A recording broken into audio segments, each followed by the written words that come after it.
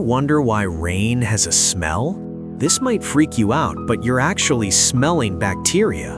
When the ground dries, tiny microbes go into survival mode. Then rain hits and they pop, literally burst open. That releases a chemical into the air called geosmin. Your nose is insanely good at detecting it, like better than a shark smelling blood. Add ozone from lightning and wet dust in the air, and your brain goes, yup, rain is coming. So that cozy rain smell, it's nature's alert system, your nose predicting the weather before your phone does.